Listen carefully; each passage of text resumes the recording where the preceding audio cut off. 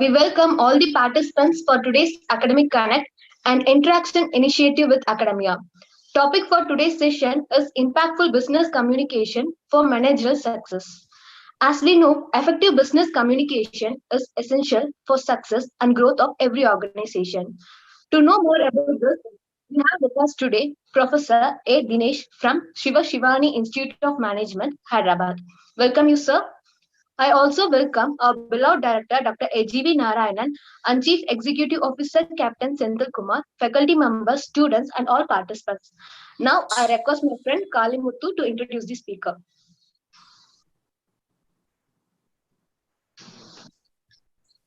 Good morning, everyone. I am very happy to introduce our today's speaker, Professor Dinesh.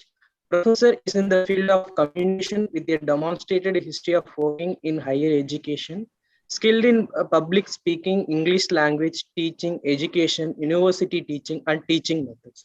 Strongly educational professional with a PhD focus in English language study from University of Hyderabad. He is presently working in SSIM Business School, Hyderabad, as assistant professor in communication. His research interest: managerial communication, business communication, soft skill for management, English for specific purpose, collaborative learning, leadership psychometric. He has won many awards, presented papers in many national conferences.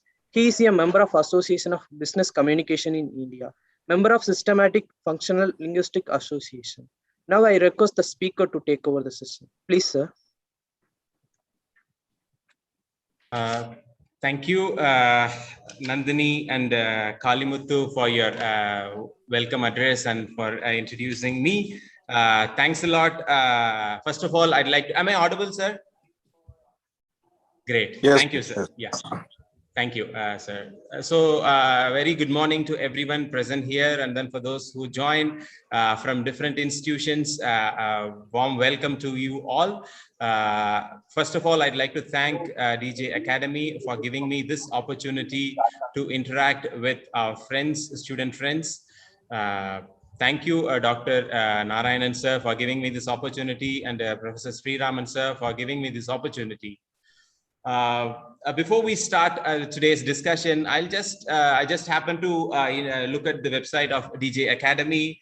I really surprised by looking at the expertise that you guys are having, and more specifically the connects that you are giving to our students. So that's something which is phenomenal that very few business schools in our country is doing. Like students, you guys are really blessed enough to be part of DJ Academy, where you guys are really having a constant interaction, not just for the sake of interacting, have constant interaction with corporates, with CXOs, alumni, academic, and even student contact. So it was really a spellbound initiative by the institution. So first, I'd like to congratulate the whole team for taking this, which is because in this new normal, students might be quite boredom with their regular traditional classroom with their regular faculty.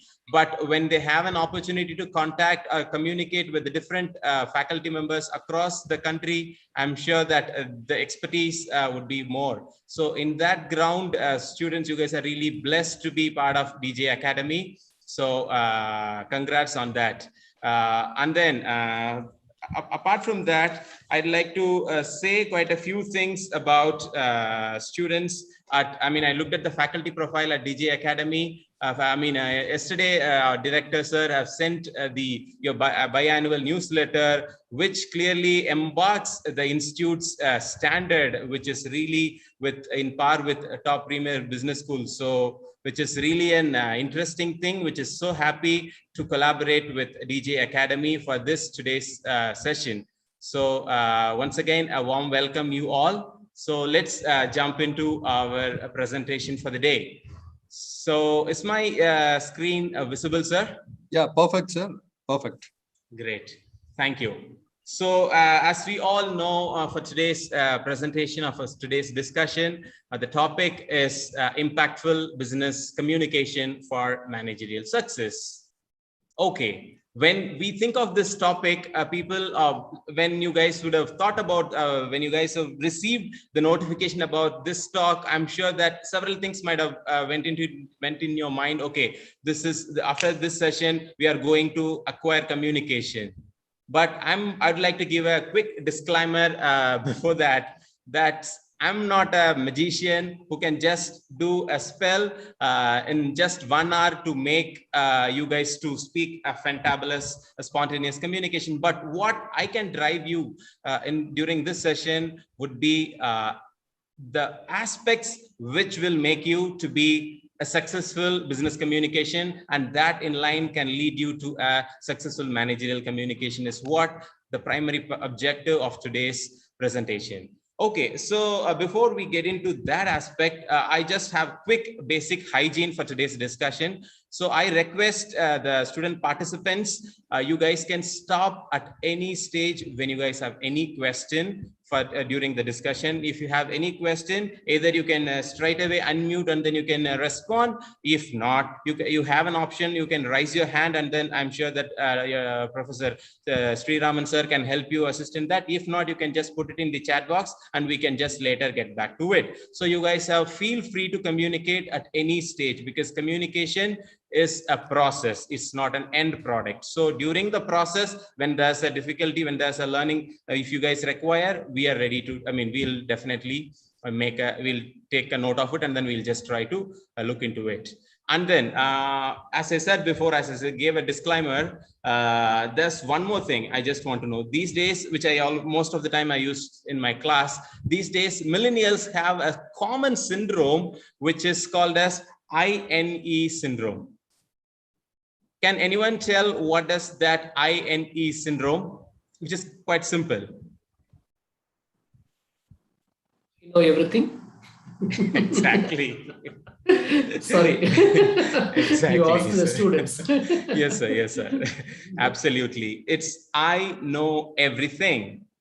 So, which is pretty common that we all feel that, okay, when we discuss about this topic, we feel that, yes, I know that. But here is the cautious statement. There's always a difference between knowing something and doing something. Are we just knowing something, the effectiveness of communication? Are we really just knowing the importance of time management? Are we just really knowing the significance of soft skills? There's a huge difference between knowing something and doing something. So in that case, we would be reiterating on the basics of how to build effective business communication that can lead to a successful managerial communication is what we'll be looking into it in today's session. So hope students are ready for today's session, and then you guys are looking forward for today. Are you ready for to spend a little bit of your brain sugar for today's session? If yes, please raise your hands. You have an option, I guess, in the chat box so that I can just have a look at it. Yes. How many of you are really ready? Please. Okay, I can see good number. Thank you. Thank you. Fantastic. Thanks for the response. Thanks for the response, team. Okay, so let's please put down your hand. Thank you. So let's start with today's discussion. So before we move on to the significance of communication, there's a quick tidbit about today's session. About business communication, which is 60% of the people face a crisis at least once a month due to communication issue. So in the corporate world, minimum 60% of people face at least a crisis during their in a month, they face a communication related issue. And then 29% of employees says that poor internal business communication leads to a project failure. So you guys are into management education. So you guys happen to interact. After this, your post-graduation, you would be in a corporate world where you would be working with teams. So during that, 29% of employee feels that poor internal business communication. What is internal business communication? That happens within the organization. So because of ineffective business communication within the organization, that leads to project failure. Almost 46% of employee leaves a meeting not knowing what they are supposed to do next. Again, a statistical data which says that they're clueless about if 100 people attend, they just attend and then they're not very sure, okay, let us get back and let us understand later. So they get into that mindset. So I hope and I wish that our session today would not be in that front. So, and then there's a few more tidbits where 2 hours and 10 minutes amount of time people waste every day at work when they have ideally for 8 hours a day in a work. They spend almost an average of 2 hours and 10 minutes they're wasting in a day, out of which 1 hour and 38 minutes is due to effective communication practice in the organization. Okay, we looked at quite a few negative aspects of ineffective communication, but what a positive or an effective or an impactful communication in a business world can happen? That's for you, the 6th point. Employee who feels like they are genuinely listened.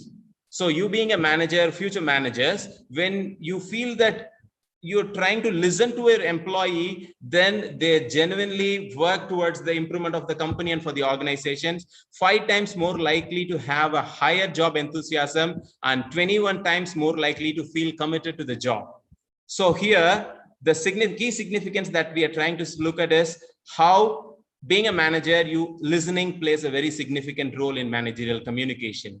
So being a future managers, when you get into a corporate world, you should listen and then you should try to understand from what perspective your team is trying to say. And that can definitely lead to a good managerial position. Okay. So I just happened to go through the previous talks which DG Academy conducted. So I just happened to look at Dr. M.V. Subba ma'am's presentation on a presentation recently from Anna University, Coimbatore, where this was her concluding thought.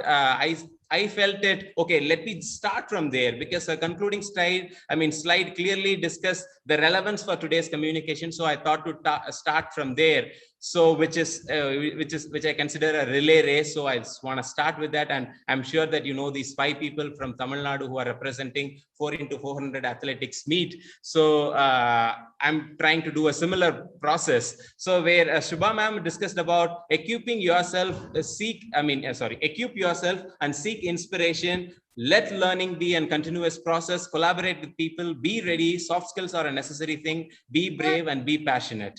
Right? So if you see, out of these 6 points, 4 points primarily revolves around the significance of communication.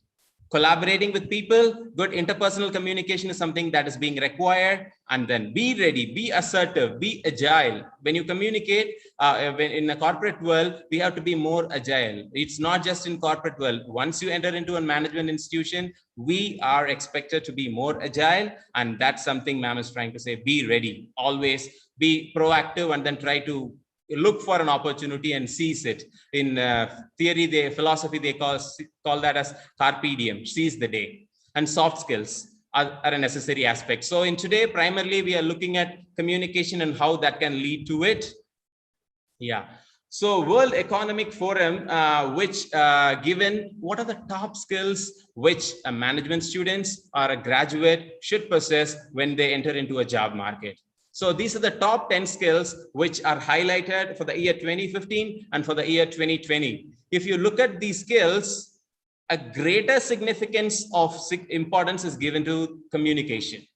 In 2015, coordinating with others, it's again a people skill, people management, negotiation, and then active listening. So out of 10, 40% is given to importance of communication and importance to language skills. So this clearly embarks the significance of communication. And in 2010, it remains the same to a greater extent. So only there are 2 skills that have been updated from 2015 to 20. If you look at complex problem solving, critical thinking, creativity, people's management, coordinating with others, emotional intelligence, judgment and decision making, service orientation, negotiation, and cognitive flexibility is a key word that it has been updated in the year 2020 top skills that has been required. So what is cognitive flexibility? Cognitive flexibility is nothing but having an interdisciplinary knowledge. It's not that being when I happen to interact with management students during their placements, I keep repeating this statement: why have you chosen marketing as your major? Sir, I don't like maths, I don't like numbers, I don't like finance. So that should not be a reason why you like marketing. Or when I ask why you have chosen finance, I'm good at numbers, or I don't speak much. My communication is not that effective, so I've chosen finance. that should not be a reason why we have chosen our specialization. So cognitive flexibility, the multidisciplinary knowledge is something that is prerequisite, though that's not my domain for today's discussion. So let's look into the communication aspect of it. So recently, IFIM Business School and NHRD, they came out with a survey, which, I mean, what we seen in the previous slide is a global expectation or the global skills that has been expected. NHRD and IFIM came out with the top skills, which is recently conducted in the year 2019, where what are the top skills that have been expected from a management institution when they join an organization. So these are the top 10 skills that the survey has conducted. So this survey is being conducted from top managerial managers across the country, and then they have gathered data what they are looking for in a fresher, those who comes from management education. So out of which, these are the top 10, out of which again 40% is given to the significance of communication. You look at this, out of 100 just for communication, they have given 40%. Oral and written communication, people and team organization, cross-cultural communication or cross-cultural orientation, managing self, how we can present ourselves better. So these are the 4 aspects that I'm trying to emphasize, reinstate in this presentation going forward. So yes, now we have looked at the relevance of communication in the global arena as well as an Indian expectation from a management perspective. We set the stage why communication is required and what amount of communication is required. So I just like to, before I get into the discussion, I just want to quickly connect the difference between soft skill and hard skills. What is hard skill and what is soft skills? Guys, you guys can just think, I mean, you guys can unmute and then you can give your response if you have any.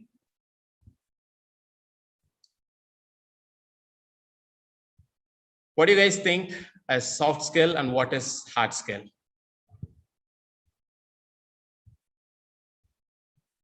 Yes? Any response from students?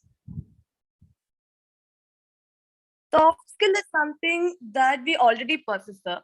Whereas in hard skill, we attain through any of the training session or through our education, anything it can be. Okay, good, ma. Okay. As I said, there's nothing right and wrong. Everyone have the complete freedom to express your thoughts. Yes. Any other observation?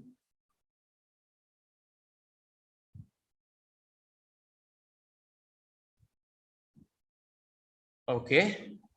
Dinesh, you can look at the chat box. Couple of answers are there. Yes. Bala Subramanian have mentioned act of doing in hard skill. Okay, act of doing is hard skill. Great. Okay, Nitya has mentioned soft skill related how we work. Okay.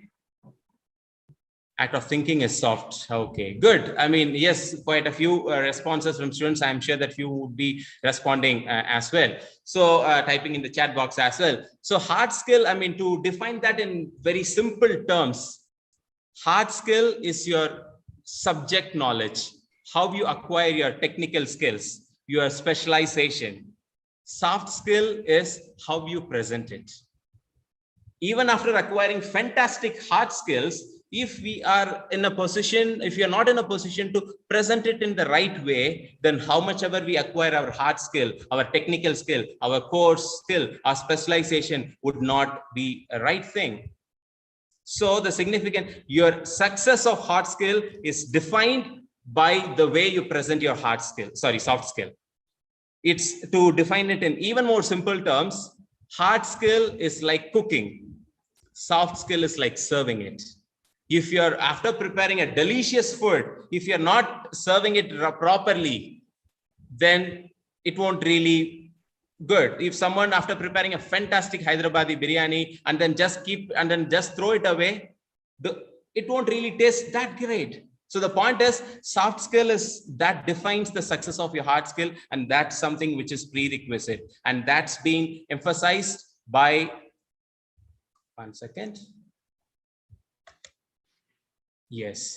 by an American academician and an practitioner, IT practitioner, where he says you can have brilliant ideas, but if you can't get them across, your ideas won't get you anywhere. So the success of your idea is defined by the way we present it. So that's the significance of communication, and that's the relevance of communication if we want our idea to be successful or it to be moved from one to the other. Yes. Okay, I'm sure that you would be getting to know what are the 4 basic language skills. I've shared the slide. So there are quite a few skills that every language is which possess. That's listening, speaking, reading, and writing. We call that as LSR and W. LSRW. So listening, speaking, reading, and writing. And the sub skills are grammar and vocabulary are the 2 sub skills to any language, irrespective of language. If you go to Tokyo to watch Olympics, if you want to learn Japanese, then Japanese has the same 4 skills. And if the Japanese people want to come to Tamil Nadu and want to watch Rajinikanth movie, then they would, if they want to pick up Tamil, then they would. Tamil has these 4 plus 2 language skills, 4 basic language skills, and then 2 sub skills. The same with any language. If you want to go to German, if you want to go to Spanish, so every language have these 4 plus 2 sub skills, which is the 4 basic skills are LSRW, that's listening, speaking, reading, and writing, and the sub skills are grammar and vocabulary. So in this session, we'll be looking at how we are going to enhance these aspects and how we can go about it. Before I move to the next slide, I have a quick question to the participants. So as I said, communication is as similar as you're practicing swimming. If you coming to a pool and then if you just refrain, then jumping into the pool, I mean, it won't really make sense. So you guys have to test the waters. You guys get into the pool and then see how you can paddle it. So in that regard, when I ask question, please try to respond. Nothing wrong if your answer is not absolute, I mean, not correct. So no, don't worry about that. Whatever that comes into your mind, you guys can respond. So out of these 4 skills can be broadly divided into 2 skills. Can anyone guess what are those 2 skills? These 4 skills can be divided into 2 primarily. These 4 LSRW can be divided into 2 aspects. Can anyone guess what are those 2? Guess, wild guess.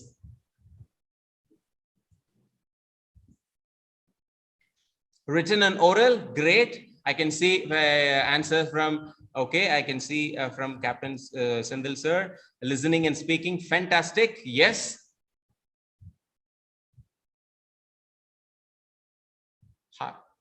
Any more response? If you want, you can unmute and you can also speak. How these 4 skills, LSRW, can be classified into 2? Yes. Okay, maybe let me move on to the next slide and then that will give you a broader picture about what are those. 1 second, I'm trying to move. Next slide. Yeah. So these 4 skills can be divided into receptive and productive skills. Receptive and productive. Okay, again, a second question. Out of those 4 skills, LSRW, what are receptive and what are productive? I'll give you a clue. Receptive has 2 and productive has 2 skills. So these 4, these 2 can be, what are those 2? I mean, what are those LSRW where they 4 can fit into receptive? What are the receptive skills and what are productive skills? You guys can unmute and say, or you guys can respond in chat. Okay, LR is receptive, great. LW is receptive, good. Okay, I can see good response. Yes, a little more, it would be even more interesting. Okay. Okay, receptive, listening and reading, great, Manoj. Priyadarshini, listening and reading, fantastic. Great. LR is receptive, fantastic. As most of you rightly said, listening and reading are receptive skills. And what are productive skills? I'm again looking at the chat box. What are productive skills? Writing and speaking. Great. 1 second, I'm just trying to change the slide. Yes. So receptive and productive skills. So as we discussed, receptive skills, we receive knowledge, we acquire knowledge, we gain knowledge in receptive skills, and productive skills is what we produce knowledge. We generate knowledge in this. So people who look at productive skills, sir, I want to improve my speaking proficiency. What should I do? As simple as that. Your focus should be on listening. If you feel that you have a problem with your speaking, then the point of contact should be listen a lot. As much as you listen, that much proficiency you would be in your speaking. If you read well, that will have a direct impact in your writing. So that's the connection between the four skills, which is LSRW, which is receptive and productive. So people will feel that if you take a classic example of your language, of your mother tongue, when we were a newborn baby, we would not utter a sentence or a word or a syllable. Rather, we acquire our language, our mother tongue, by listening, by receptive.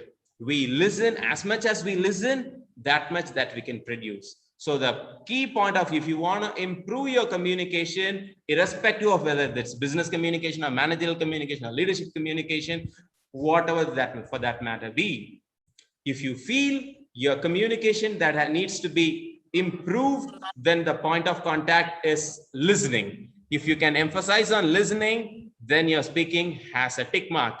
If you feel you have acquired a good reading skill, that will have a direct impact on your writing.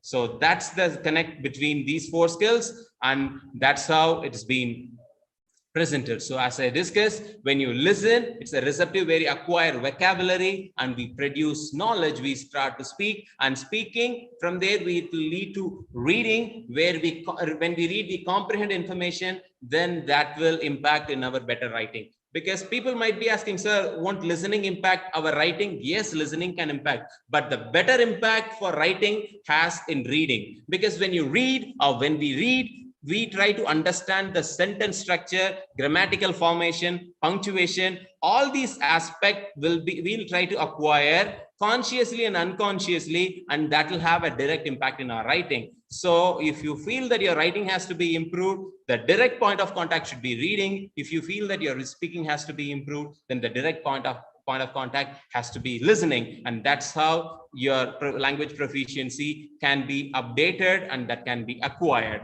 And then I'm sure that you guys would be, understand or agree with that. If someone hasn't want to disagree, please do let me know. We have 2 ears and 1 tongue, so that we could listen more and talk less.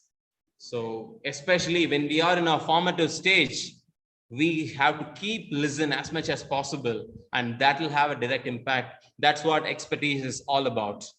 As much as we acquire, that much we can produce.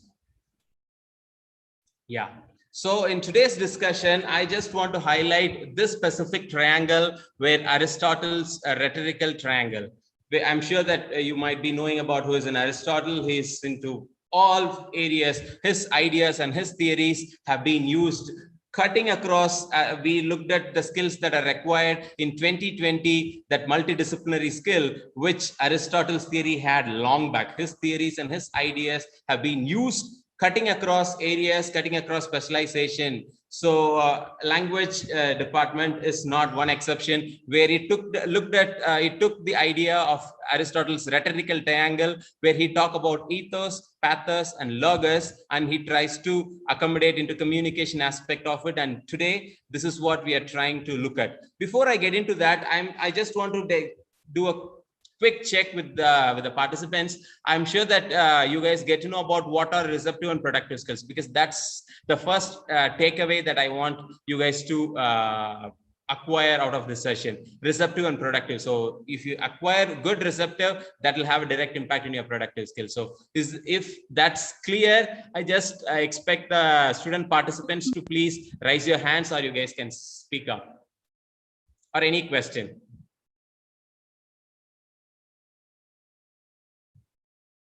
You guys can respond in chat, or you guys can say. You guys got the idea of what is receptive and what is productive skills? That's the first takeaway that I want you guys to take out of this session.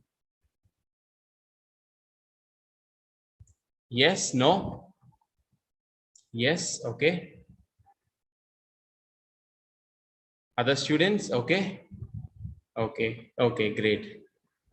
Okay, great. Thank you. Just to, I mean, this is just a check for me to, okay, yes, students are with me. So just to that, I'm just checking this. Okay. So the next takeaway is this specific slide. And then in the due course of our presentation, we'll be looking at this aspect. So where Aristotle's rhetorical triangle, where how ethos, pathos, and logos can impact in successful business communication, and how that in turn can impact your direct, managerial success. So what is ethos, pathos, and logos? Maybe that might look a technical term for now. So for which we'll just use the very common term, which is speaker, audience, and message. 1 second. Okay, so speaker, being a speaker, 1 second, it's not moving.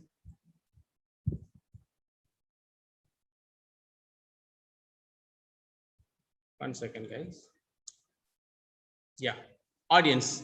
So what does being in first, when we want to give a speech, when you later, when you are into a managerial position, or you are in an you want to present an idea, first thing what we need to do is, first we should understand who is our target audience. Who is our audience?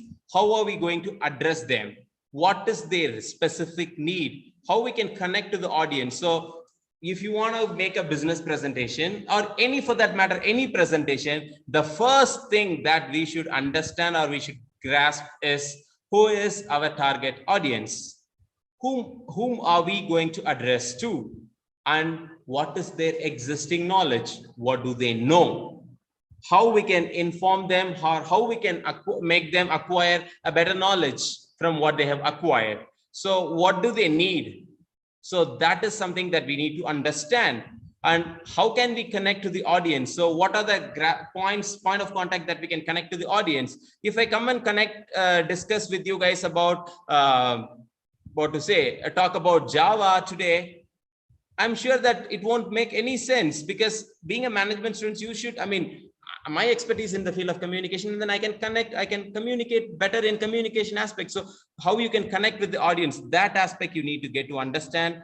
How much do they already know about being understanding the audience, what they really know earlier, and how we can bridge the gap between where they are and how we can move them from A to B, from their existing position to the next position. So we try to understand who is our target audience, how we can address to their specific need. It's not market all, where it has to be tailor made to each individual in the team that you're going to present going forward. So understand your audience, and then try to customize your information according to that. So understanding your audience is the first thing that being an not just for that matter business communicator, any communicator should acquire. And the second aspect is message. Once we understand who is our target audience, then we can understand, okay, what can be the message, what can be the content, how I can deliver my information, how I can inform, or I want to express, or I need to persuade, or does this message really required? So we need to understand these aspects. So what is the message? Who is my target audience? Based on my audience, my message would differ. The same PPT, if I happen to present it to a kindergarten, to a school students, the way I deliver the message would be different. The same message, if I happen to deliver to a PhD graduates, it would be different. So the point is, your audience defines the message. It's not your message defines your audience. So your audience, you need to understand them, and then based on which we need to customize our message. And second, we need to make sure whether the message is logical, whether it is being coherently organized. It should not be just zigzag. So the message has to be logically organized. I'm sure that you by now I've happened to go through your course outline, where you guys would have learned about what is business communication. There's a huge difference between a general communication and a business communication, where business communication is more goal oriented, where it is more formal. When it is more formal, when it is more goal oriented, then the message has to be logically and sequentially, it needs to be organized. And that's something this message has to be looked into. And that's, logically it should be connected. And second, factually, it should be relevant. We cannot just give some bogus information. Rather, it has to be more factual, right? And whether the message is clear or specific to our audience, that we need to check. So in Aristotle's rhetorical framework, rhetorical triangle, the first thing is knowing our audience, knowing who is our target audience for the speech, for the presentation. Second, based on that, we need to design and define our message. And based on after that, we have to see how we can present our thoughts. What do we want the audience to remember? What is the takeaway for the audience? As I said, I was very clear about two things I want you guys to take away from this presentation. One is, if you want to improve your productive skills, your direct contact of your receptive skills is what this first one. Second one is this is the second aspect, where Aristotle's rhetorical framework, or the triangle, where ethos, pathos, and logos, where audience defines the message, and based on the message, you have to define your speech or your delivery of your message. So what do you want the audience to remember, and how will you show your credibility? So building credibility is something which is very important. If I just come and talk to you about communication, and then if I am not very much confident in what I speak, or if my voice is very feeble in what I say, I'm sure that it might not really make any big difference. So the point I'm trying to say is that when you talk about communication, when you are talking about your project, when you're talking about your research idea, if you want to be an entrepreneur, if you have your research idea, if you want to make it into a business, then you should have that confidence when you present it. So you have to build that credibility. And how do you demonstrate that you are an authority of the subject in your area, so that you can easily build credibility with the audience, and then you can just get along with the content. So what do you have in common with the audience to create that bond, or the connect? I can check that. Yes. So now I believe that you guys can get connected with what is this ethos, pathos, and logos. So ethos is nothing but to put whatever we have seen earlier, to put it in one simple slide, where ethos is nothing but appeal to the credibility. How we can connect or build credibility to the audience. I'm sure that you guys would be knowing about the example of Mahatma Gandhi, when son and his mother went to Mahatma Gandhi, and then when they were trying to, when his mother was telling to Gandhi, stating that my son is eating a lot of sweets, please ask him to stop. Then after a week, Gandhi said, you come after a week, I'll inform your kid. Okay, the mother went home happily, and then she expect, okay, after a week, Gandhiji would be saying something big about to give a big lecture to our son, and then he'll stop eating sweets. That's what mom's perception. And then she went back home, and then she remembers properly. And then after a week, she visited Mahatma Gandhi, and then she asked, yeah, Gandhi, please teach my son not to eat sugar, or tell my son not to eat sugar or to sweets to a greater extent. Then Gandhi said, okay, child, you should not you should not eat sugar. That's not good for your health. That's it. Then the mom asked, sir, you could have, Gandhiji, you could have said this, even last week. Why you want us to come after a week? He said that I was eating sweet all these days. So when I'm eating all these days, I feel that's not the right thing to do, or to propagate to others. So preach what you say. So that credibility has to be there if you want to connect to the audience when you speak. So build that credibility and build that rapport in the initial stage as much as possible.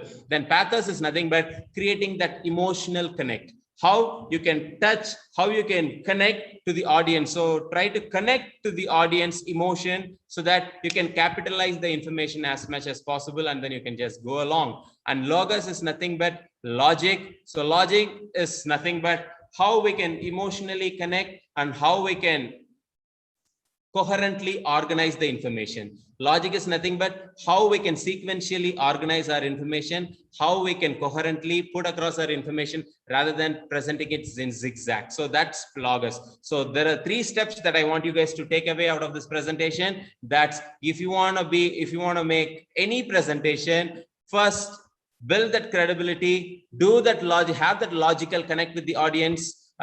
In terms of your presentation, have that emotional connect with the audience. So maybe going forward in cross-cultural communication, where you would be trying to understand how emotional connect can happen in different regions. So maybe we'll just look into that little later or in some day when we have an opportunity. So this is what, if you feel that your communication needs to be successful, if you feel that your communication needs to be reached to your expected audience, this is the 3 steps where discussed by Aristotle, the philosopher. Yeah. So after this, I just want to bring it to you guys an interesting survey which tells about the significance of communication, where it might be wondering, when you speak or when we speak, it's just 7% of our spoken word is communicated. Just 7% of our spoken word. Whatever that I've been speaking, it's just 7 words, my voice, the verbal content that I'm giving.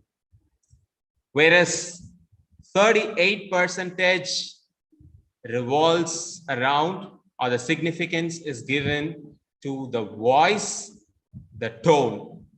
Voice means with voice modulation, with the different voice modulation, rather than going in a monotonous voice, trying to pace it up and down.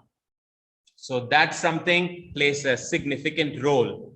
Your effective, using different mixture of voice doesn't mean mimicking. Voice means changing the pace in which that you speak, changing this volume with this 20 minutes is an actual attention span. That's why I expect every now and then I'm expecting you guys to participate, so that's why I expect brain sugar, and then you can get back to the class or you can get back to the engagement. Okay, 38 is to voice and tone, and 55 is your gesture. 55 is our body language. And that's the biggest limitation in today's situation, in today's condition. Whereas when your interview or when your classes happens physically, where your body language can communicate a lot. Whereas now, in this online world, our body language is confined to just 1/3 of ourselves. So body language, which means, as we all know, our gestures, our eye contact, the way we use our hands, body movement, all these aspects. So how we can enhance our body language during this online mode? The way we keep our frame, that in itself, that comes under body language, because that's the screen that is visible. So the background that you're having should be appropriate. And this is, I always believe in this. There's nothing right and wrong. There's only whether something is appropriate or not appropriate. When you mention anything in the class, that's what I'm sure that all your faculty members would be saying. So nothing right and wrong. There's only thing whether it is appropriate or not appropriate. So make sure that when you do, or when you go for an interview, or when you do your presentation in class, make sure that you have a decent background rather than having some, some weird pictures, rather than having that. So the point I'm trying to say here is that we emphasize more on our spoken words. That's just 75%. Sorry, 7%.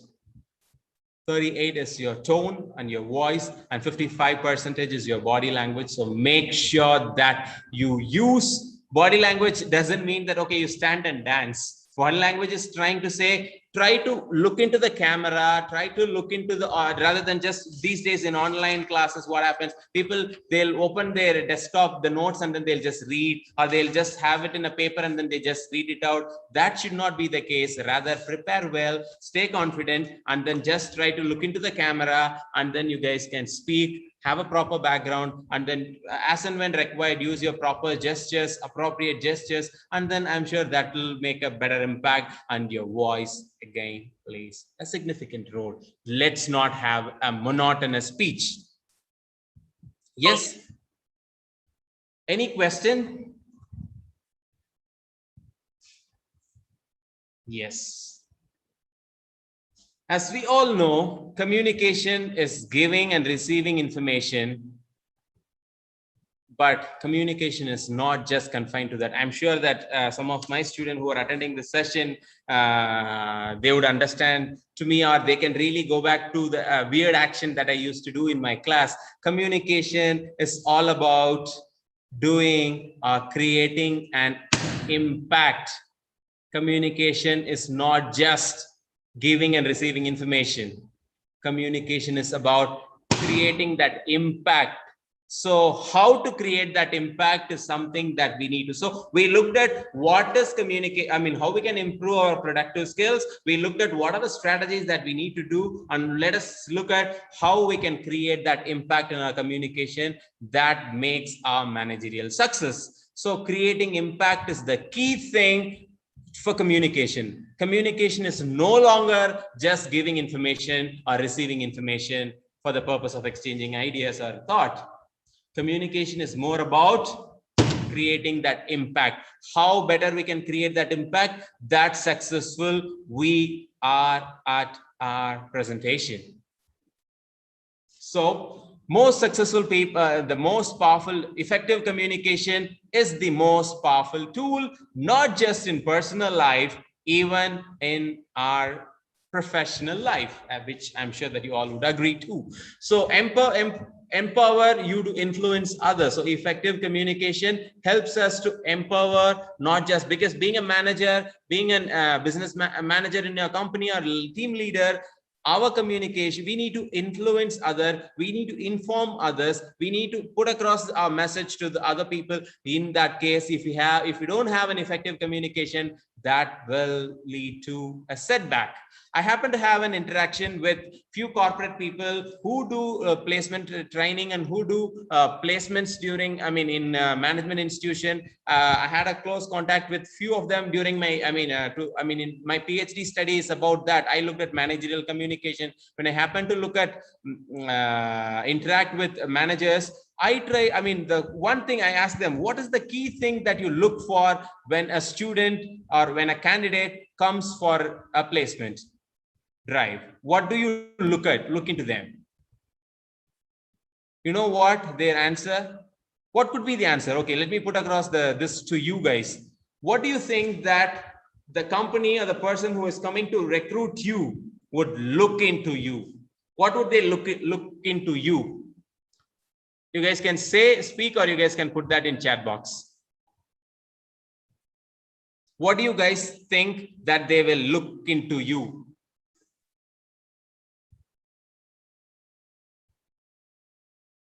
I hope you guys are listening. Quality, great. Communication, fantastic. Skills, communication and ability, capability to manage situation, fantastic. Good. Good. I'm expecting a little more response because we are halfway through. Any more skills? Okay. Guys, don't think that when some of your friends have answered what you think, you can also say the same thing, because group discussion is about that. Okay, fine. So creative thinking, fantastic, fantastic. Okay, that's the point where Nandini, right? Okay, yeah. Attitude. Yes. It's the attitude. It's not the skill set that we acquired. It's not the certificate. Sir, I have these many courses, there are certificate, these many this certificate. I'm expertise in these aspect. if we show our attitude? No. Ready to learn attitude. I know top firms, they are looking for people who exhibit. Interview is all about exhibiting our right attitude. People think that, okay, interview, it's not just about telecasting or broadcasting our skill sets. Yes, in a way, but more precisely, how we are telecasting, how we are presenting. That's what, again, soft skills. Preparing fantastic biryani is not that matter. How we are serving matters the most. So attitude is very, very, very important for a successful placement, or to be a successful manager or an employer or a team leader, whoever for that matter be. Right attitude is something that's very important for an effective communication. Yes. So if you want to isolate yourself, one quick thing is that if you mess up with your communication, that's the best way. One of the quickest way to alienate yourself from the other people is to have an unsuccessful communication. 80% of the problem in the workplace are communication related. So when I happen to interact with those managers, they are not worried about skill set. Sir, if even students are not equipped with the skill set, adequate skill set, if they are ready to learn, we are ready to teach them. We are ready to give them a training program, induction program for them, and then we can just pull them across. But if they don't have that right attitude to learn, it's highly impossible for us to teach. It's highly impossible for them to train. So that's the point, and that's the point I want you guys to drive away. That's the third point that I want you guys to take away. Fourth point for that matter. You guys have to exhibit right attitude when you present in front of your placements, or in front of your team, or in front of your managers, anyone. Yes, okay. I'm sure that it will take a little time to move the slides, because whenever I look at the chat box, it takes time. So let's give it a while. I guess I'm making sense, and then I guess you guys can connect to whatever we are discussing. I hope.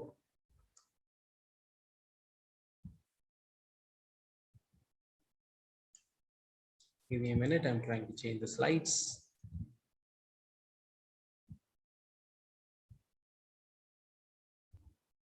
Guys, any question till now?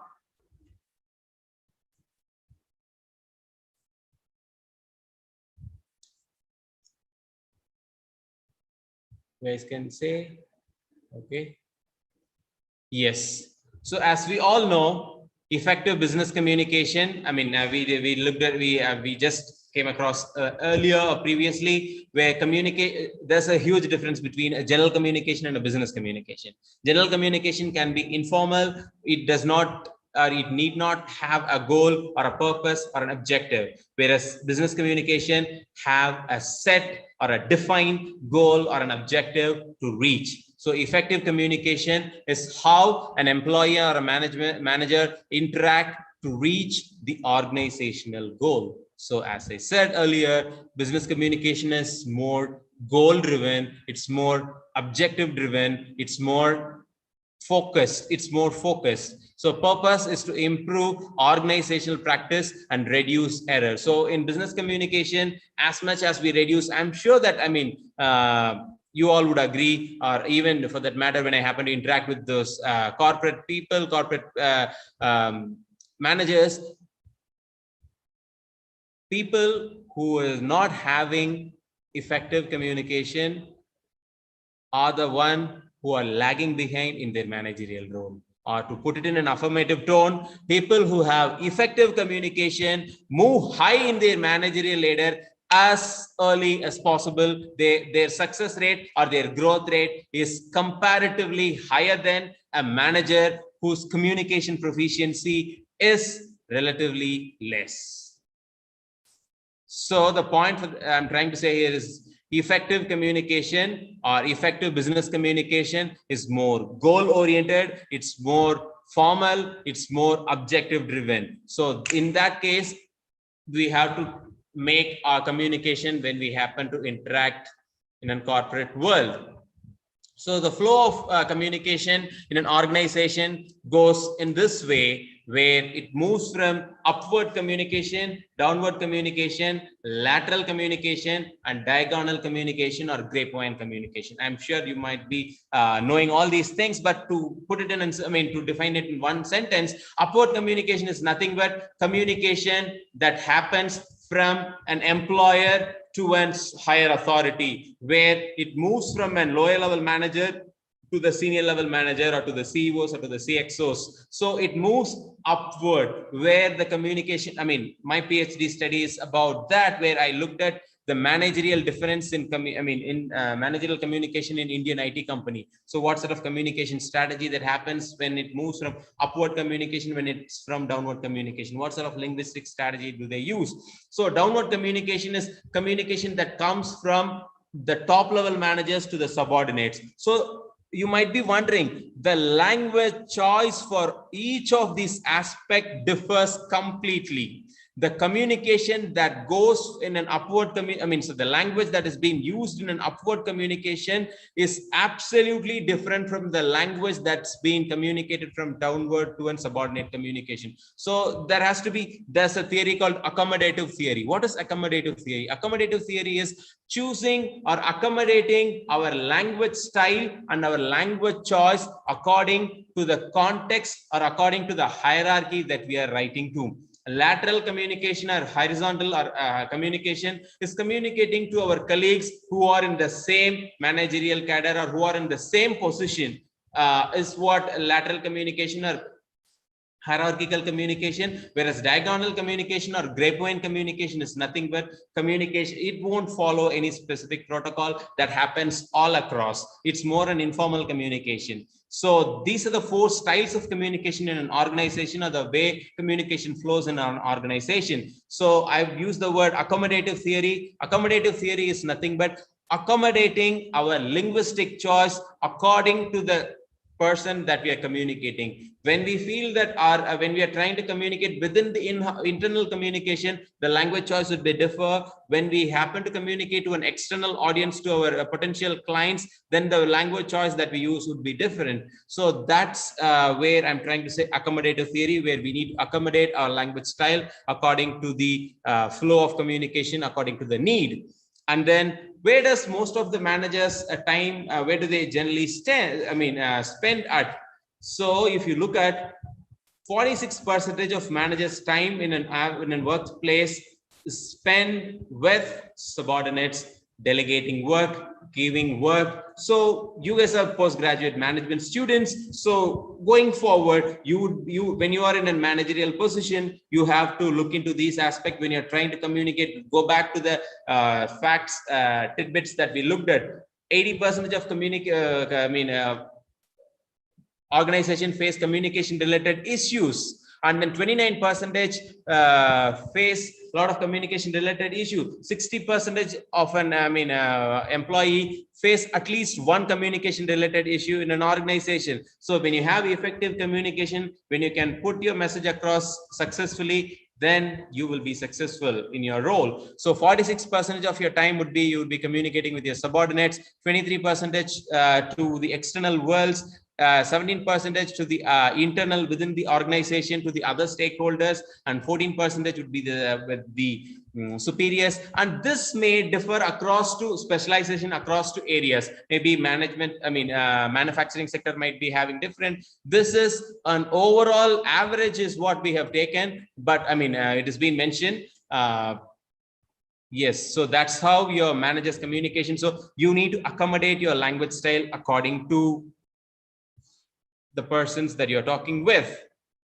Okay, so this is we are coming to an answer. How long I have, sir, the timing?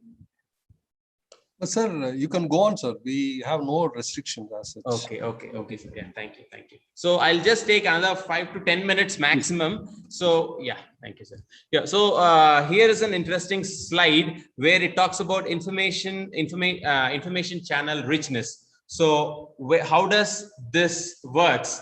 So the richness of information is as much the close proximal level that we have between the listener and the speaker, the richness would be higher. When there's a proximal level between the speaker and the listener is low, then we'll have low channel richness. So if you look at formal memos or letters where the personal contact between the sender and the receiver is less, so that comes under low channel richness. Whereas if you look at face-to-face communication or video conferencing, where we can communicate directly with the audience, so both the listener and speaker are at the same pace, so the high richness possibility can happen. So information channel richness is about that. So we'll look into that aspect. So if you look at information channel richness chart, where face-to-face conversation is under a high richness factor, because both the listener and speaker are at the same place, whereas video conferencing is at the high information richness, where telephone, where both of them are listening and both of them are responding back. So it is also at the high end of the information richness channel. And email is under the intermediate level. It's not having a huge information richness, but not that low as we have a written document or a memo or a letter. Whereas a mobile device these days, your social media communication is also, but most organization would not acquire or appreciate social media communication, but these days it has been accepted. But any official information that has to be communicated, email is what is being preferred in most organization in today's world. So in that case, mobile device is under the information richness is relatively less. Blog is in the medium level, whereas letter is also at the medium level. Whereas written document, we don't know who is the audio, who has written, who is the author, and who is reading. So we might not know. So in that case, the information richness would be relatively less. So this is the so you need to choose. Here comes there's a academician and a philosopher, and a theoretician who is McCarthy, where he talks about your information decides your message, or for that matter, your medium defines your message. What medium that we choose to convey our message. If you want to convey a factual information, the medium that we choose would be different. If you want information that we need to have an emotional connect, the medium that we have to choose should be different. If you want to use a factual information, written communication can go well. That's why when you go for a meeting, agenda would be prepared, minutes of the meeting would be prepared, because the key points that are being discussed. When you want to have an emotional connect, when you want to build rapport, then there oral communication can play a significant role. If you look at your medium defines, or your medium determines your message, where your medium defines what, your message defines what medium that you want to choose. Verbal communications are a better way to convey your feelings, whereas written communication is a better way to convey facts and figures. Because in verbal communication, facts and figures would be a little difficult for us to understand in verbal, whereas in written, we have the tangible evidence we can refer back later also. When we want to connect our emotion and feelings, written communication have a lesser significance, whereas oral communication or verbal communication has a greater significance. So we need to choose our message. We need to choose our medium according to our message. That's by McCarthy. So this is again a key takeaway that I want you guys to drive home, where your medium should be defined or determined by the message that you choose.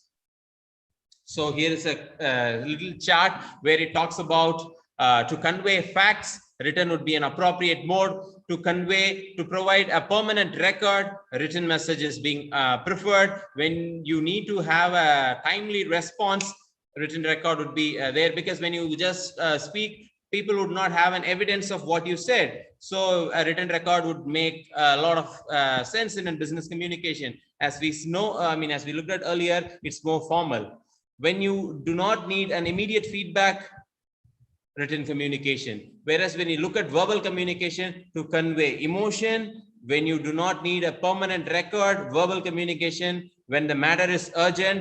Sometimes when we need a quick feedback or when we need a quick information, it's not appropriate. I mean, it's not relevant to write an email and then to he receives it or she receives it and then reply back to that email. Rather, in that matter or during that instances where we need to call them up and then we need to communicate that information, though we send out an email.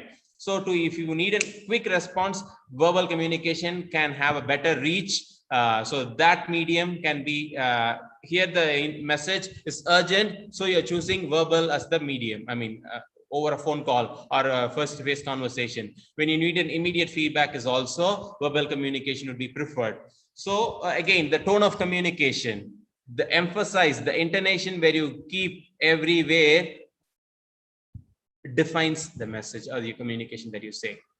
I'm sure that you guys can have a look at it and then how meaning differs based on the intonation, based on the voice modulation that you have on a specific word. I did not tell John that you were late. It's not me who said, someone. I did not tell John you were late. This did not happen. I did not tell John you were late. I didn't say that. I didn't verbally pronounce it. Rather, I might have implied it in a different other cues. I didn't tell John you were late. Maybe someone else, maybe Kumar, maybe Tamilarasan, someone else. I didn't tell you were late. Maybe someone else. I didn't tell John you were late. Maybe someone else. So the emphasis when you communicate, where you're having your emphasis during a business communication or during a managerial communication, for that matter, any general communication, it connotates a different meaning. So we need to be cautious about that as well. So communication does not stop after we deliver our message. It actually starts. Do you guys agree? Yes. A person's competence and a person's effectiveness are based on the ability to communicate effectively. Communication isn't the problem, whereas how we communicate, competency is not the problem. How we communicate is the real problem. So competency, we can communicate, as I said, communication is a process. If we don't have the competence, I can acquire over a period of time. But how we are practicing it, how we are moving towards that matters the most. Competency isn't the problem, rather how we communicate matters. That needs quite a lot of practice based on the steps that we have discussed. If your productive skill needs to be improved, your receptive skill has to be upgraded, updated, has to be acquired.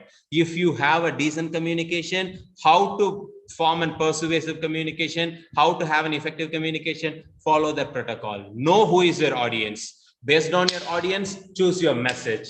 Choosing the message, choose how you can deliver it. That's the second step.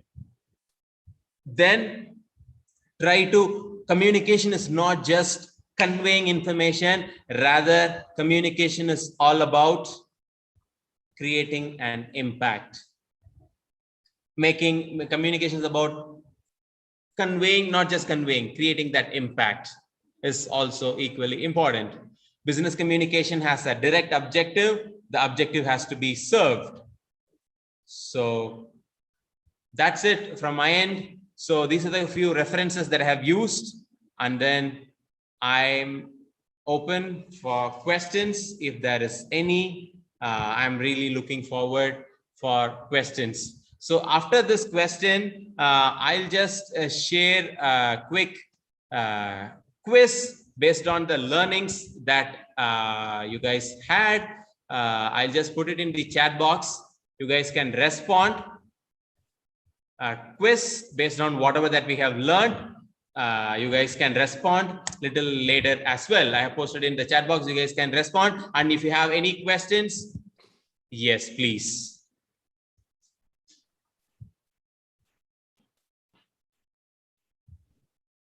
Shiraman, we can keep it open. Yes, sir, it's open. Yeah. Yes. I hope I made some sense. It could connect to some, to the audience. So if there's any question, you feel free to unmute and say. Good morning, sir. Yes, hi. I'm calling to from TG Academy. Sir, Yes, my question is how to learn more languages? Which is the best way to learn fast? Yeah, to be a polyglot, to acquire more language. Simple, how we acquire our mother tongue. How did we acquire our mother tongue? Listening, then speaking. Yes. Exactly. Listening is the first step. I'm from Madurai, Tamil Nadu. When I happened to visit 2014 to Hyderabad, I am clueless about Telugu. I don't know Telugu, but how I acquired Telugu. It's by being here in the city, listening to a lot of Telugu, listening to that language. Listening makes listening makes anyone to acquire any language. So if you happen to be in Orissa, then you can pick up Odia language fastly. If you've been in West Bengal, you can acquire that language, Bengali. So being acquainted to that language, being immersing ourselves to that particular language context is what the strategy that we can adapt to make you to familiarize or to learn that language, whatever for that might be. It's not just restricted to Tamil or to, for that matter, to Malayalam or to Kannada, any language. Did I answer your question, Kalimuthu? If you're not clear, you can just, I can give you, if you want to know the strategy, I can suggest, or if is it okay? Yes, sir, I understood, sir. Yes. Get exposed to it. Thank you. Any more questions? Good afternoon, sir. Hi, Kirbagaran. Yes. Hi, sir. First of all, thank you for a wonderful session, sir. Thank you, Kirbagaran. So kind of you. My question is, what are the barriers and how we can solve it to make communication more effective in business? Yes. Barriers in terms of speaking? Yes, sir. Yes. Okay. So how we can overcome the barriers in communication? So especially when it comes to speaking, again, language is a process. Getting exposed to that is something that, if we are for successful communication, there are two things: content and confidence. If we have good content, if you are going to do a presentation, a boardroom presentation next day, then get the content. What generally we do is that we prepare the day before. We prepare just half an hour before it. Prepare the content, get acquainted to it, whatever that you are going to speak, get the clarity. Once you have the content, confidence will automatically, you will get the confidence, and that can really make you to be an effective speaker. You can be successful in that regard. So the point I'm trying to restate here is that to have a successful communication in regards to speaking, in regards to boardroom, content and confident are the two primary aspects that we need to primarily focus on. Content, if we are not very much sure, prepare well in advance, practice as much as possible, present it. And then there's a quick exercise that generally people would, for those who are in the formative stage for their communication improvement, they would say that taking a long deep breath. When we are nervous during a presentation, when we are in the formative stage, taking a long deep breath has a scientific reason, has a scientific proof how that can make you feel calm. Because when you are nervous, when you are anxious, our oxygen flow in the body would not go properly. It won't reach to our brain properly. So when we take a long deep breath, the oxygen flow will be proper. In that case, your brain will be active and you feel more confident. And second thing, having a pleasing smile is the best strategy to connect to the audience in a best way, and that will also give an psychological confidence, and that will evade the barrier that we face during our communication. So these are the two things, Kirbakaran. Thank you, sir. Okay, I hope I have answered. Yes. Any questions? Good morning, sir. I'm Akhilesh from DJME. Yes, Akhilesh. Sir, how does communication make a business successful? Yeah, absolutely. Communication is like the lifeblood of any successful business. If like how blood functions in our body is communication is as significant as that. If the communication is not successful, the business would go failure without any second thought. So if, for example, if we look at from a managerial perspective, there are a lot of actual evidences where a person who is having such effective communication can grow high in their managerial ladder, when someone who is not having a successful communication or an effective communication, their or his or her managerial growth would be relatively less than a person who is having. So in that case, it has a direct contact. Who will be in a better managerial position? When one who has a successful communication, that will have a direct impact in the business or the organizational growth as well. So communication, effective communication and business growth are synonymous to a greater extent. Akhilesh? Yeah, Devinandini, you can come in. You are raising your hand. Good afternoon, sir. Yes, I'm Nandini. Devinandini, currently pursuing MBA at DJ Academy. Yes, Thank you for wonderful session, sir. And my question is it more important to be a good listener or a good communicator, sir? Especially when we are at the formative stage, it's a fantastic question. Being a good listener makes us a better speaker. As much as we learn, that much we exposed. నాకు ఇప్పుడు తెలుగు వచ్చింది, I mean how I have learned Telugu. నాకు ఇప్పుడు తెలుగు వచ్చింది ఎట్లా అంటే, నేను తెలుగు ఇక్కడ వచ్చి నేర్చుకున్న తర్వాత I can speak. So the point I'm trying to say here is, I mean I might be wrong, my exposure is as less. If I have even better exposure, then I can communicate even better. I don't know to read Telugu, I don't know to write in Telugu, but I have acquired my speaking by listening. As much as we familiarize, that much that we can be proficient. As much as we listen, that much we can be proficient. So the point is, it's, as I said, it's a ever-ending process. If you acquire a lot, that much it will have a direct impact in your productive skill. That receptive will have a direct impact. Yes, Nandini? Yes, sir. Thank you, sir. Good afternoon, sir. Yes. Professor Dinesh. Yes. I am Dr. Nambi from DJ Academy faculty. Hello, sir. Yes, sir. Thank you very much for the wonderful session. Thank you, sir. But I have some question regarding yes, sir. the cognitive flexibility that you were talking about early in the presentation. Yes, sir. You said that cognitive flexibility is one of the skill that is latest requirement. Yes. And as far as I know, yes, cognitive flexibility is your ability to adapt your behavior and thinking in response to the environment. Yes.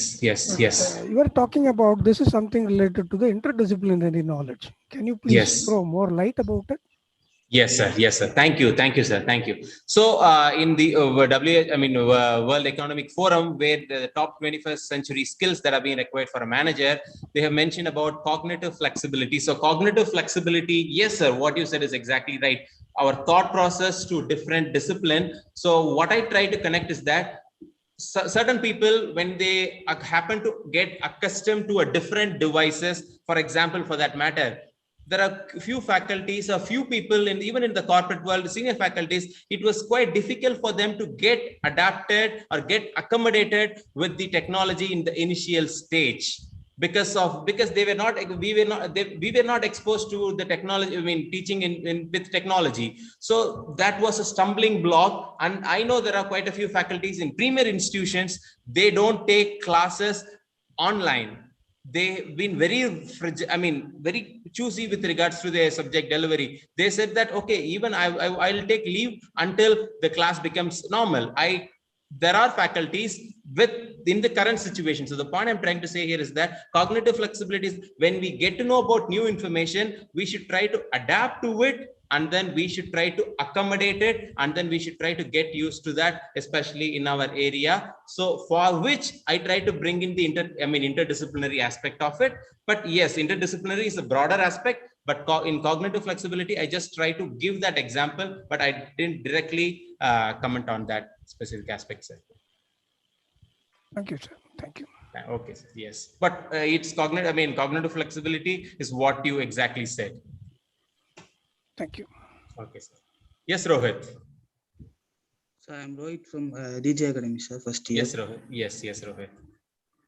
What are the factors improve teamwork and success for?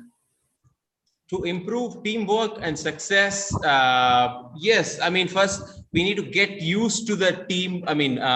First we need to understand what is our ability to where we can be more productive. Are we productive with an individual aspect, or if you want to be we'll be more productive when we work in a team? First we need to understand our individual style, and based on which we need to adapt. And there's a simple definition for being an introvert and an extrovert.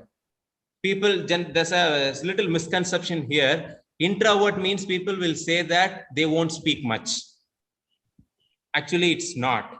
Introvert means people who can speak, but they lose energy when they speak. Whereas extrovert gain energy when they speak. Extrovert is someone who they gain energy when they speak, so they tend to speak a lot. Whereas an introvert tend to speak less.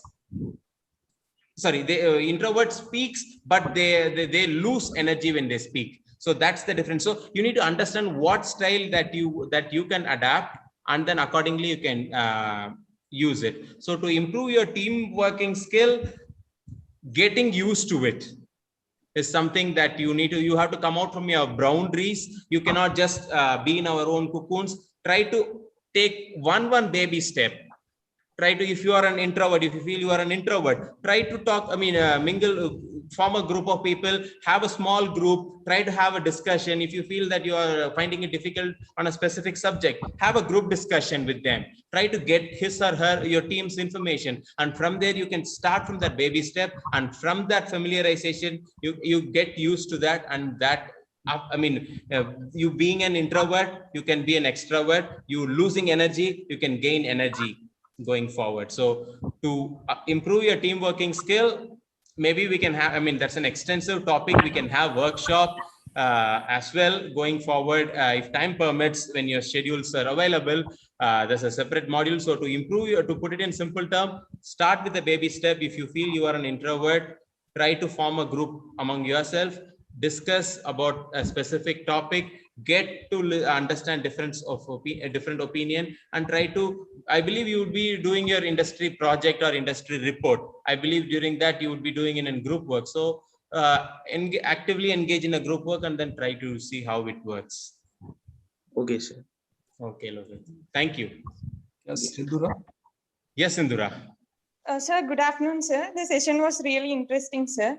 Thank you. Sir, few people have clear idea about the topic they speak, but they feel language as a barrier. At such times, what can they do to improve their communication, sir? Yes, Indura. Yeah, that's also a common problem. With most of us in our formative stage would face. So when we feel that we are a little anxious about, especially with regards to language, practice it. Practice it in front of your team. For example, you are a group of 4 to 5 members in your team in your friends community. After you prepare your content, present it in front of 1 or 2 people with the for that matter, you just need 5,000 words to have a decent communication. Even just with 5,000 words, you can have a flawless communication. You can convey your information successfully.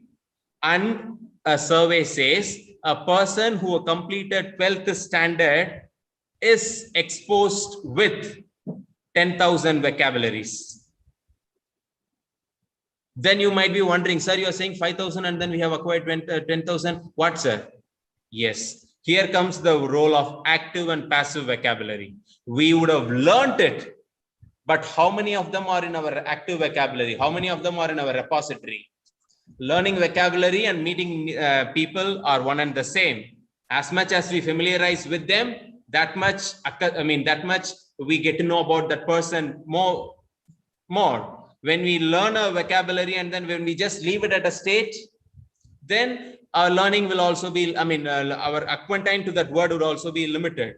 So when you learn vocabulary, when you learn words, so you have adequate vocabulary in your buckets. What you need to do is that you try to use it, and that usage can definitely make you to be wade through this limitation when you are in a formative stage. So practice 1 or 2 times, and then bring in your active vocabulary, your passive vocabulary to active vocabulary. These 2 steps definitely will bring back your language proficiency, because language, once who completed 12th standard, definitely you have an adequate language to communicate your basic information, especially when you have the content ready. I'm sure that language might not be a problem, but just communicating a thought, you might need little attention. So for which you're bringing back your passive vocabulary to active vocabulary can make the wonder, Sindhura. Okay, sir. Thank you, sir. Okay. Yes. Sir, there is a question chat from Nitya. How to improve LSRW skills for self-improvement? LSRW, yes. The strategy that we can, that I adapted during my formative stage, maybe I'll just give you that anecdote. I'm sure that may be helpful. What I used to do was, for example, I just did an activity for a while, and then that has had a huge impact in my language proficiency. What I did was, for example, if I wake up at 6 o'clock is my regular waking up time, for the next 48 days, I made sure that I wake up 1 hour early. This is what I practice, so I'm just trying to comment on that. So I wake up 1 hour early. Early in the morning, I focus 15 minutes for each of these skills. 15 minutes, I made sure that I listen to something in English. After listening to that, I read something in English. After that, I use my earphones, and then I try to, as if I'm talking over a phone, I talk with me. Actually, to be honest, I spoke to me in English for 15 minutes, and then by that day, I'll write whatever that I have read and whatever that I have listened, and then I write it. And that definitely I can say that has a direct and then huge impact in my language proficiency. To give it a macro perspective, to improve your speaking proficiency, I'm sure that most of you would be having this question. To improve your speaking proficiency, get used to Netflix. These days it's quite common. Watch Netflix serials that can have a direct impact. Your mother tongue influence, our mother tongue influence can be hugely overcome. It's not a major problem when we have mother tongue influence. Let's not get worried, because we are huge in population. Then Indian English is getting standardized, so nothing wrong unless our communication is being communicated properly. So to overcome our mother tongue influence and to have better speaking proficiency, listening in English, listening can have a greater impact, and watching Netflix definitely would have a better impact as well. So exposure is what I'm trying to say. This is Bal Subramanian from Indian Institute of Materials Management, Bangalore. Hello, sir. Hi, sir. I just wanted to know, see, people even with very good communication skills, they fail in public speaking. Yes. How do you manage it, or what is your advice for them? Yes. So even with communication, even with a good communication skill, they fail at public speaking. Right, sir? Yes. Okay. Yeah. Great. Thank you. Thank you, sir. Yeah. So people who are with a better communication skill, it's like the exposure is what getting used to it. What happens generally is that Abdul Kalam once he said that even when you, after being a president of India, when he happened to be a faculty at Anna University, whenever he entered into a class, he have this butterfly effect. So that's something which is very common. And then butterfly effect, I mean, we have that jittery feel. So this taking a long deep breath, having a pleasing smile is the strategy. I'm in my formative stage. I have this very often during my formative stage, though my PhD is in language development, in communication. I have it quite some. So what I used to do is that the same exercise, what Kalam also have mentioned the same thing in one of his lecture when he gave it to a school. Taking a long deep breath will make the body oxygen flow better, and then that can have a better impact, is my direct answer, sir. But maybe I'll just read a little bit more, and then maybe I can just comment for your question a little brief, sir, later. Okay, sir. Yes. Sir, I think there are no more questions. Yes, I will ask one question, sir. So yes, sir, please. In this globalized world, people are so having a lot of aspiration moving into Japan and Germany, right? Yes, you can see a lot of engineering institutions offering Japanese language and German language, right? So knowing one foreign language is important. So as far as our country is concerned, English is quite important. Yes. So how do you see this perspective in the current trend? Yes, sir. I mean, this is something which is maybe for now we have this Japanese and then German, and also I feel that Chinese is also getting a lot of momentum these days. Chinese language is also being a lot of demand for Chinese as well.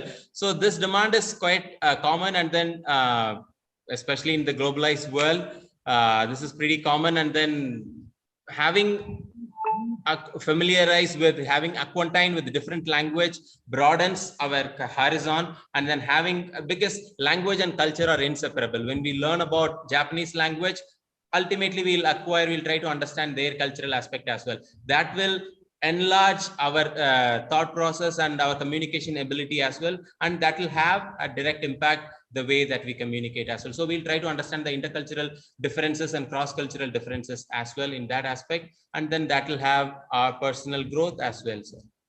Okay. Thank you, sir. Yes. So there are no more questions. Shall we wrap up, sir? Okay. Yes, sir. Yes, sir. Indeed, it was a wonderful learning session. As you said, communication is like by riding a bicycle. No, if you don't practice it regularly, I think we'll miss out. Thank you, sir. I am sure students must have got a lot of insights from your session.